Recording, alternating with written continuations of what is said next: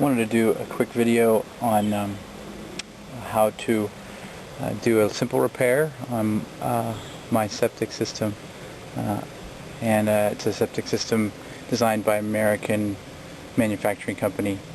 So I've had once in a while I have a problem with it. It's pretty simple to repair. I just thought maybe other people had the same problem, so I'll go over how to fix it. So first, let me introduce you to the system. I don't know how rare it is.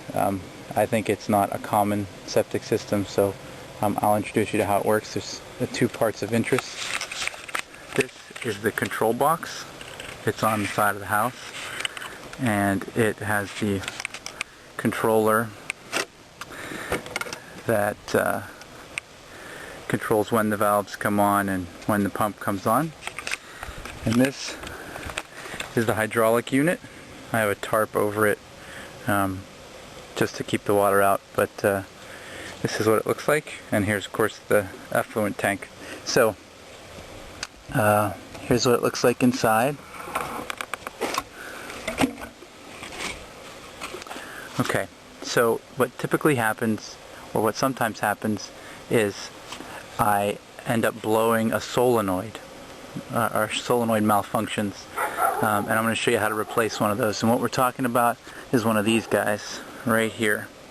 These are solenoids, solenoid coils, okay, and they control when this valve opens and closes. Okay, so I'm going to show you how to replace one of those.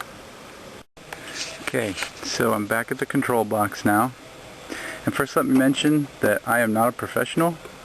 There are professionals that do this for a living, and if you want it done professionally, get a professional. If you want it done incompetently, you know, like me, then be an incompetent and do it yourself.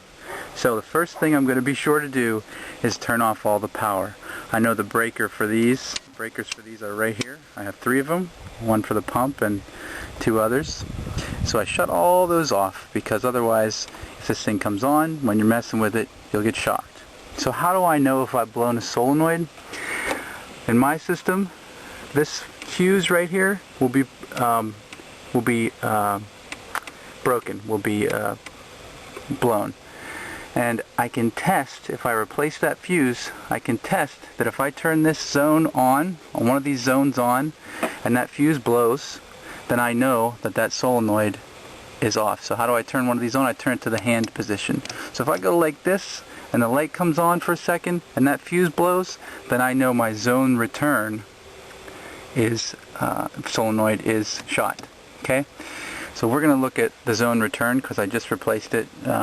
In my particular system, there are 2 zones down in the field, so not in the hydraulic unit that I'm showing you, but the same process applies. So I've turned off the power.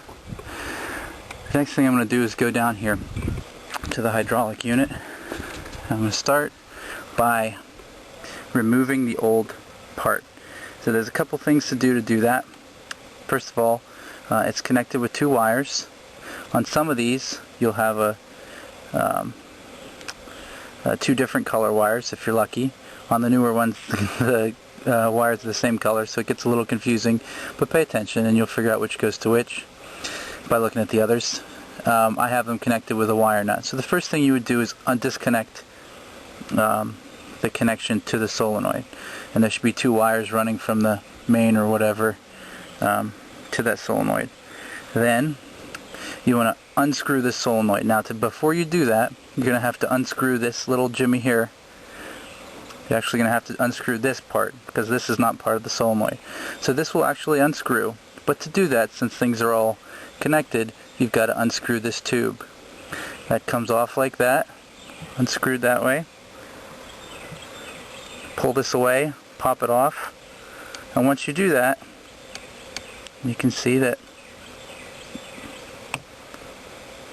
goes like that. Now you can actually turn this around and unscrew it. From that point, I'm not going to do this since I just installed it and I don't really feel like going through it all again, but once you do that, this solenoid coil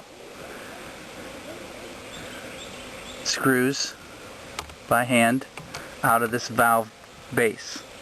Okay, so you unscrew this is all unattached, and it'll pull right out. There's a little plunger that's inside this solenoid. You know, it's no big deal if you lose it, but that's what makes it work, so don't lose it in the new one. But anyway, so you unscrew that, you screw the new one in, you reattach this guy, you reattach these wires, all with the power off, of course. You make sure your nub is on here, your little blue nub. Things, I don't usually tighten them up too tight. I tighten them up somewhat tight, and I've never had leaks or anything crazy like that. So, thanks for beeping. So, that is how I replace the solenoid. I don't know what your system's like, or if this helps anyone at all, but just in case, in the interest of sharing information, that's how I do simple home repairs. This one in mine is the zone return. This one in mine is the zone master.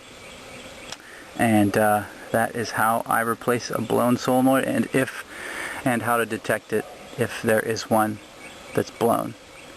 And by the way, I mentioned that how to test if one of these was blown by the fuse.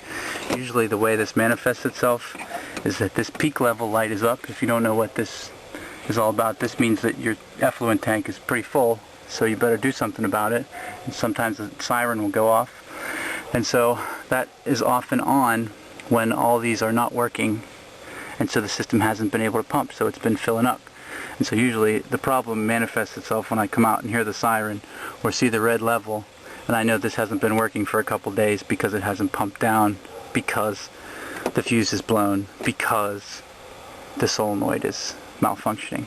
Okay, thanks very much. Hope it helps.